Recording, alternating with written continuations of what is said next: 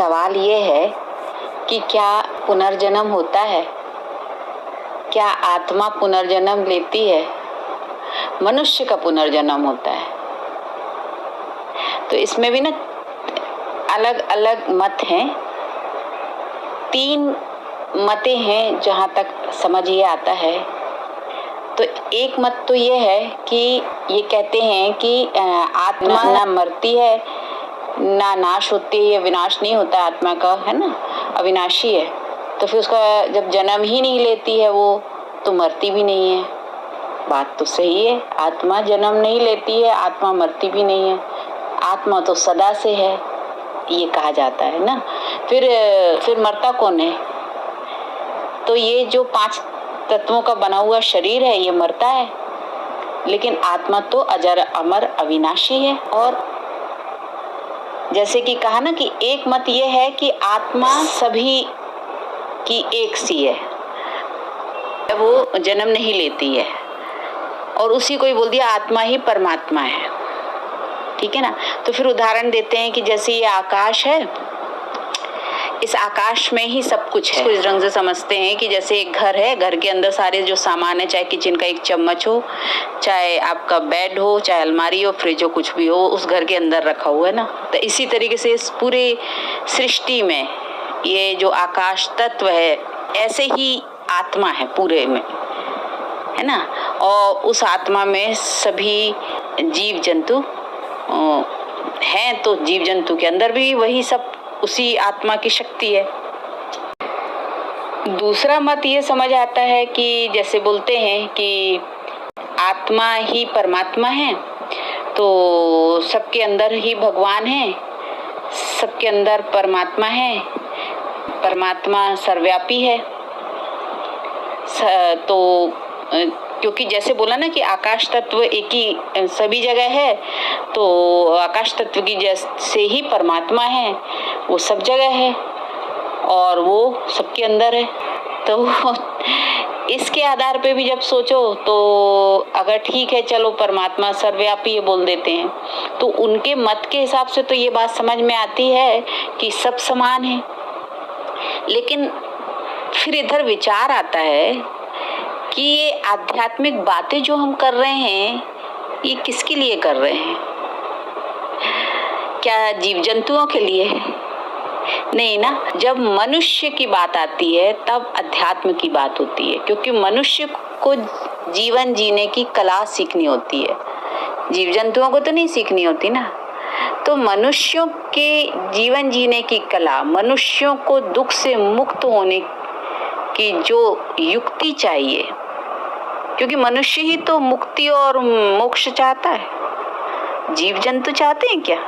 तो अध्यात्म की जरूरत तो मनुष्य के लिए है, क्योंकि मनुष्य ने ही अध्यात्म का एक तरीके से कहते हैं ना सृजन किया, विचार किया कि हम कैसे ये सब चीजों से मुक्त होएं। जब वो बहुत फंस गया इस जाल में, तो फिर लगता है कि जब अध्यात्म है तो अध्यात्म के माध्यम से ही हमको ये समझ आया कि परमात्मा क्या है। परमात्मा के विषय में फिर ये बात चिंतन करने की आई। तो जैसे कि ये 2 मत जो बताए, उस हिसाब से लोग सोचते हैं, जो शास्त्रों में जैसा समझा उस हिसाब से लोग ये बात बोलते हैं। लेकिन तीसरा जो कॉन्सेप्ट है, तीसरा मत जो है, जहाँ तक ये समझ आया इसमें कि आत्मा जो है वही शरीर में है, और शरीर में रह के जब मन और बुद्धि के द्वारा कर्म करती है आत्मा, है ना। जब शरीर में आत्मा है तभी तो शरीर चल फिर रहा है ना, चैतन्य है। आत्मा नहीं है तो शरीर तो चैतन्य नहीं है ना, फिर शरीर तो मृत हो गया। तो शरीर में जब आत्मा है तो वो मन बुद्धि के द्वारा जो कर्म कर रही है, तो जो मन बुद्धि से कर्म करने के बाद जो उसके अंदर के संस्कार बनते हैं, जो उसका सूक्ष्म शरीर बनता है, माने जो उसके डीएनए में जो उसकी वृत्तियां पड़ी होती हैं, समझ लीजिए कि वो एक उसकी आत्मा है, मतलब वो स्वरूप है उसका सूक्ष्म शरीर। तो ऐसे ही कितने मनुष्य हैं, सबके सूक्ष्म शरीर है। तो ये सूक्ष्म शरीर में संस्कारों का, वृत्तियों का जो पुंज है, मतलब कर्मों का हिसाब किताब, अनुभवों का जो कुछ भी है, मेमोरी पड़ी हुई है, वही सूक्ष्म रूप से इस ब्रह्मांड में रहती है जब शरीर छूटता है तो। और फिर वो अनुकूल परिस्थिति मिलते ही फिर से वो इसी भ्रूण में एनर्जी के रूप में प्रवेश करके वही संस्कारों को फिर कर्म में संस्कारों को यूज करके वो शरीर का आधार लेके आत्मा फिर कर्म करती है ना। तो ये बात समझ में आती है, आत्मा ही परमात्मा ये कहते हैं तो वो ठीक है कि आत्मा ही परमात्मा, लेकिन परमात्मा की जो आत्मा है ना, मतलब परमात्मा जो है उसमें परम आत्मा, तो जो वो आत्मा है जो वो परम है, बाकी सब आत्मा है। एक आत्मा ऐसी है जो परम है, इसको इस ढंग से समझते हैं। तो वो परम आत्मा जो है वो कोई इंसान नहीं है। परम माने सबसे हाईएस्ट स्टेज। तो ये समझ आता है कि परम माने कि सबसे श्रेष्ठतम, सबसे ऊंचा, सबसे प्योर, सबसे पावरफुल, मतलब एक कहते हैं ना कि वही एक पैरामीटर है जिसके आधार पे ये देखा जा सकता है कि इसके जैसा आत्माएं हैं, वो इसके जैसे उसके अंदर वो संस्कारों को लाया जा सकता है। मतलब कि एक पैरामीटर है परमात्मा। जैसे होता ना कि एक होता है कि 100 में से 100 नंबर लाने हैं, तो 100 एक लास्ट वो है, उसमें कोई 30 लाता, 40 लाता, 50 लाता, है ना, 80 लाता, 90 लाता, 99 तक लाता। लेकिन 100% 100% कोई लाता है तो कहते हैं ना बिल्कुल 100 पे पहुंच गया, हाईएस्ट। तो ऐसे ही आत्मा की स्टेजेस होती हैं, माने कि आत्मा के अंदर की जो स्टेज होती है सतो रजो तमो, उसके कारण वो आत्मा परमात्मा नहीं होती है। लेकिन जब इन गुणों से परे हो जाती है, इनसे भी ऊपर उठ जाती है, तब वो परम के जैसी हो जाती है, क्योंकि परम तो पैरामीटर है ना, तो परम के जैसे हो जाती है। इसलिए परमात्मा अलग है, फिर आत्मा से श्रेष्ठ है। तो जैसे मनुष्य कर्म करता है तो शरीर जब मृत हो जाता है तो वो कर्मों का हिसाब किताब जो उसके सूक्ष्म शरीर के अंदर मन बुद्धि के द्वारा जो बना था वो सब है, तो वो फिर से जन्म लिया, पर वो शरीर वैसा ही शक्ल सूरत नहीं मिलती है। अच्छा, मनुष्य जो है ना, जिस रूप में ये मानता है कि मैं तो ये शरीर हूँ, मेरा रंग रूप ये, मैं ये हूँ, शरीर हूँ, तो उसका जन्म नहीं होता, उस शरीर का जन्म नहीं होता, माने फिर से वो वैसी शक्ल वाला नहीं बनता है। लेकिन उसके अंदर जो उसने जो भी कर्म किए थे वैसे ही संस्कार वृत्ति जो उसकी बनी, वो सूक्ष्म शरीर के द्वारा फिर से किसी और भ्रूण में प्रवेश करके जन्म लेके फिर कर्मों में आती है और उन संस्कारों के माध्यम से कर्म करती है। तो कर्म करके फिर यदि वो कर्म अध्यात्म के द्वारा होश पूर्वक होके श्रेष्ठ कर्म करती है, कर्मों को अच्छा बना के चलती है और जीवन कैसे जीना है ये नियमों को फॉलो करती जाती है जो हमें अध्यात्म सिखाता है, तो फिर वो नियमों को पालन किसके करेगी? परमात्मा के जो नियम है उसको पालन करेगी।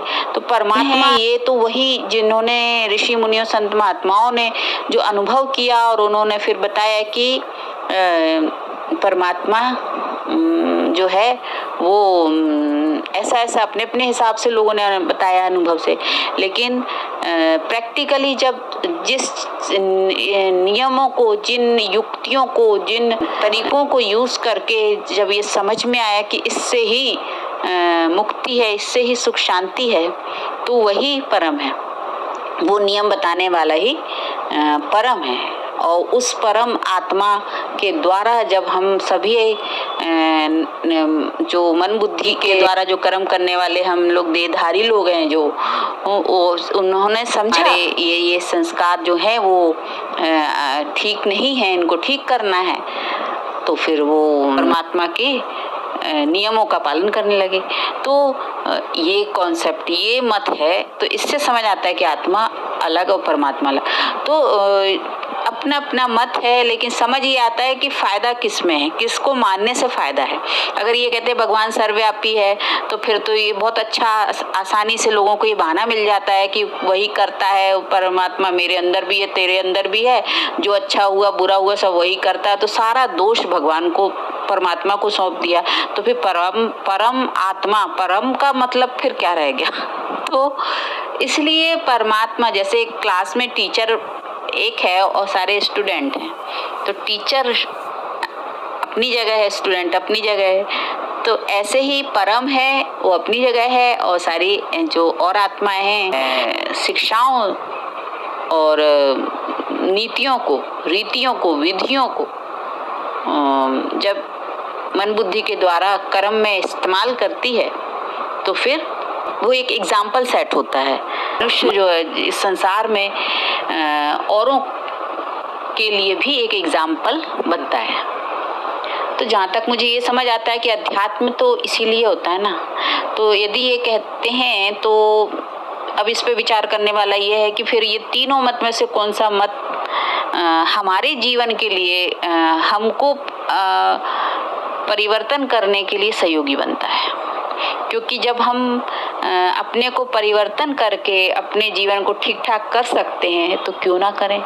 पढ़ाई हम किस लिए करते हैं? ताकि हम अपने लाइफस्टाइल को ठीक कर सकें, या जॉब करें, या अपनी मन बुद्धि में एजुकेशन को बढ़ा के हम किसी भी बात को समझने की क्षमता पैदा कर सके अपने मन में। तो अध्यात्म भी तो इसीलिए होता है ना। तो बस यही समझने की बात है कि आप किस बात में अपने आप को परिवर्तन कर सकते हैं, किस बात को मान के अपने आप को परिवर्तन कर सकते हैं। जब अपने आप को आप परिवर्तन करते हैं, तो इस विश्व में आप परिवर्तन करने के निमित्त बनते हैं।